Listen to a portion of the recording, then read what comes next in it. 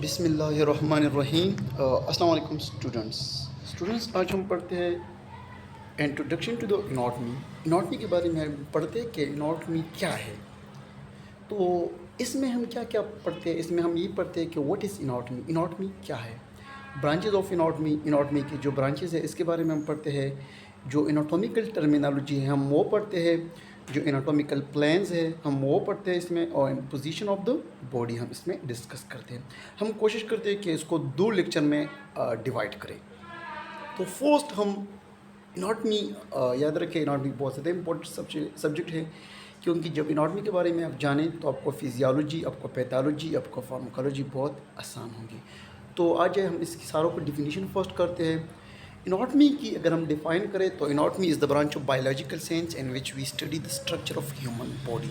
Simple आप लोगों को पता होना चाहिए कि इनॉटमी हमारे पास साइंस का वो ब्रांच है, मेडिकल साइंस का वो ब्रांच है जिसमें हम ह्यूमन स्ट्रक्चर के बारे में स्टडी करते हैं। मतलब कोई भी आर्गन, कोई भी पार्ट्स, उसकी जो स्ट्रक्चर है उसके बारे में हम स्टडी करते हैं कि आया एक स्ट्रक्चर हमारे बॉडी का, फॉर एग्जांपल हमारा नोज़ है, आया ये नोज़ किस तरह बना हुआ है, कैसे बना हुआ है, ये जो जितनी भी स्ट्रक्चर हम स्टडी करते हैं इसके बारे में उसको हम इनॉटमी में हम करते हैं। फिर फिजियोलॉजी क्या है? Physiology the branches of biology which deal with the study of normal function of the body.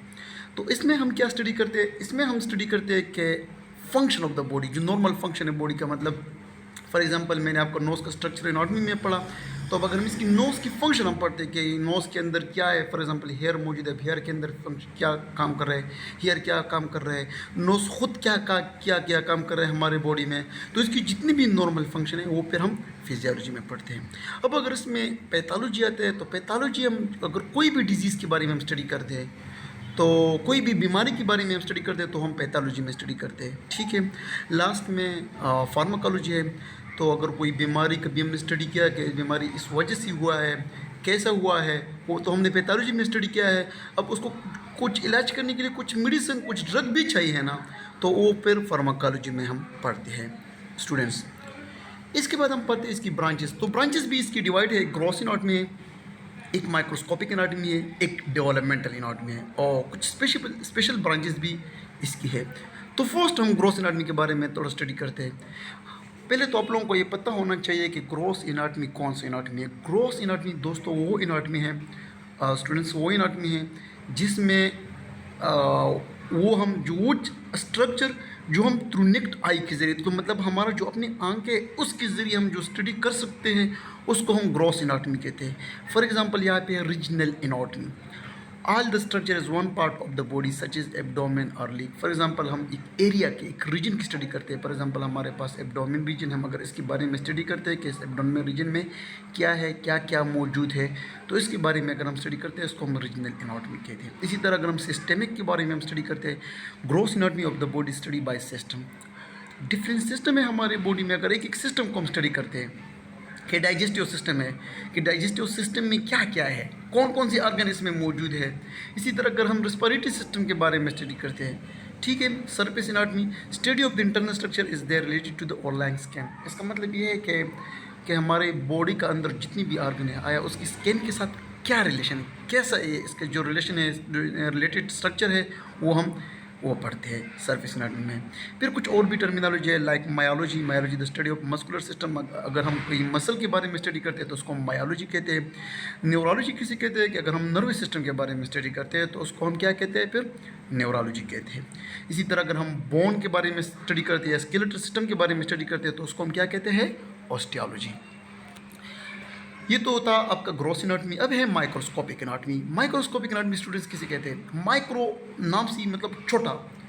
तो माइक्रोस्कोपिक एनाटॉमी वो एनाटॉमी होते हैं, वो स्ट्रक्चर्स में हम स्टडी करते हैं जो हम थ्रू नेक्ड आई के जरिए नहीं स्टडी नहीं कर सकते हैं। ये वो स्ट्रक्चर है, इसमें हम वो स्टडी करते हैं जो हम ओनली माइक्रोस्कोप के ज़रिए हम देख सकते हैं। माइक्रोस्कोप तो आप सब जानते हैं। तो माइक्रोस्कोप का इसका एग्जांपल क्या है? साइटोलॉजी।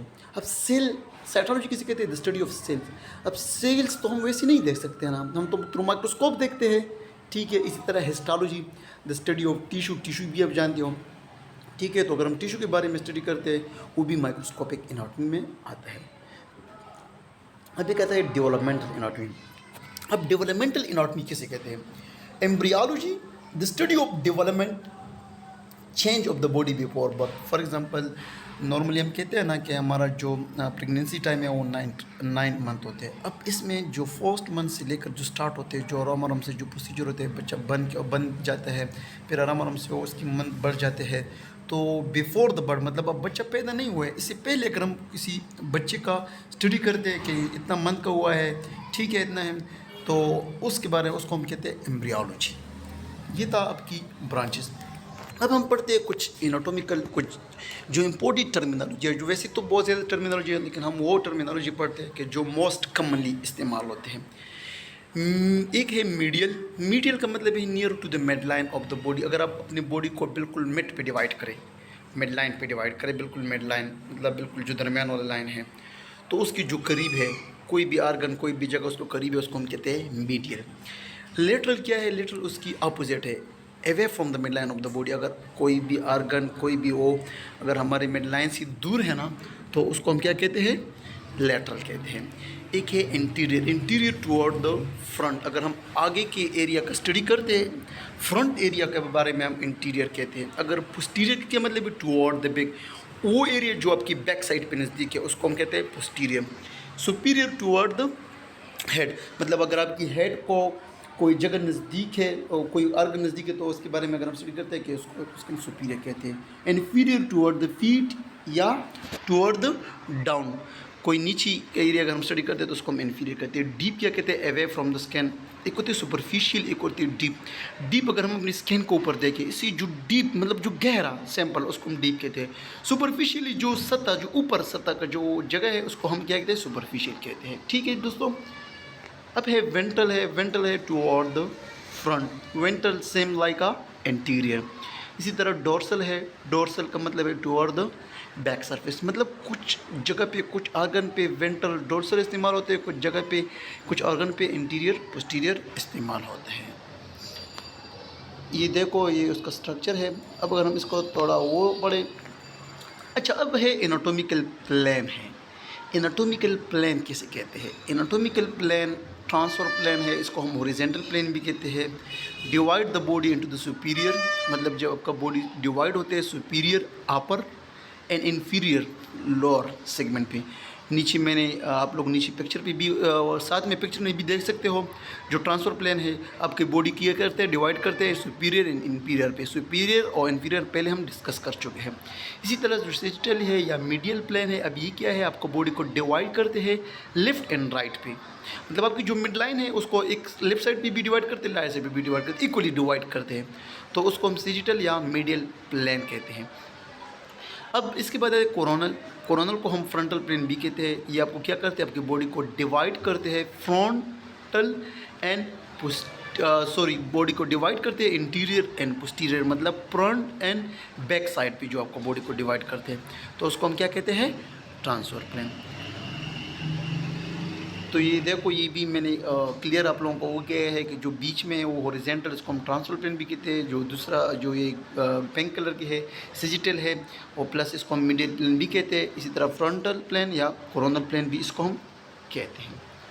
अच्छा, अब यहाँ पे हम पोजीशन ऑफ द बॉडी हम पढ़ते हैं, जो एनाटॉमिकल पोजीशन है कि एक पर्सन अगर बिल्कुल सीधा खड़ा हो जाए और जो अपने आइज़ को बिल्कुल स्ट्रेट देखे, उसकी जो हैंड है वो भी मतलब फॉर्म ऑफ हैंड जो है वो भी डायरेक्ट बिल्कुल सीधा फॉरवर्ड रखे। ठीक है, तो ये पिक्चर भी आप लोग देख सकते हैं, इसको हम एनाटॉमिकल पोजीशन करते हैं। इसमें फिर मोस्ट कॉमन जो इस्तेमाल होते हैं, ये देखो, ये जो अगर आपको पेशेंट का चेहरा अपवर्ड करे, बिल्कुल फॉरवर्ड करे, तो उसको हम सुपाइन पोजीशन कहते हैं। नीचे जो पोजीशन है उसको हम प्रोन पोजीशन कहते हैं, अगर पेशेंट को मतलब जो वो फेस है वो डाउनवर्ड करे। इसी तरह एक है एनाटॉमिक पोजीशन, ये वो पोजीशन है जो ड्यूरिंग डिलीवरी के टाइम इस्तेमाल होते हैं। ठीक है, थैंक यू सो मच। उम्मीद है आप लोगों को ये समझ आ जाएगी।